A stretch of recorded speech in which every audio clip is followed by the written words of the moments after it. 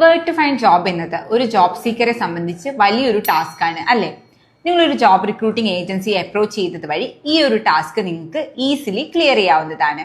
Welcome to 12th day of 30 days interview crack challenge. നിങ്ങളുടെ personal information, professional skill, qualification, experiences ഇവയെല്ലാം recruitment ഏജൻസിക്ക് provide ചെയ്യുന്നത് വഴി അതിന് ആപ്റ്റായ രീതിയിൽ അവർ നിങ്ങൾക്ക് ജോബ് അസിസ്റ്റൻസും പ്രൊവൈഡ് ചെയ്യുന്നു.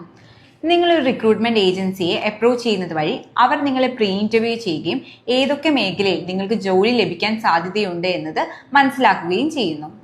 ഒരു ഇന്റർവ്യൂ അറ്റൻഡ് ചെയ്യുമ്പോൾ എന്തെല്ലാം ക്വസ്റ്റ്യൻസ് നേരിടേണ്ടി വരുമെന്നും അതിന് പ്രൊഫഷണലി എങ്ങനെ ആൻസർ ചെയ്യണമെന്നും CV എങ്ങനെ മോഡിഫൈ ചെയ്ത് കഴിഞ്ഞാൽ ഈസിലി നിങ്ങൾക്ക് ഇന്റർവ്യൂ കോൾസ് വരും എന്നതിനെ കുറിച്ചിട്ടെല്ലാം ഒരു പേഴ്സണൽ അസിസ്റ്റൻസ് റിക്രൂട്ട്മെന്റ് ഏജൻസിയിലൂടെ നിങ്ങൾക്ക് ലഭിക്കുന്നതാണ്.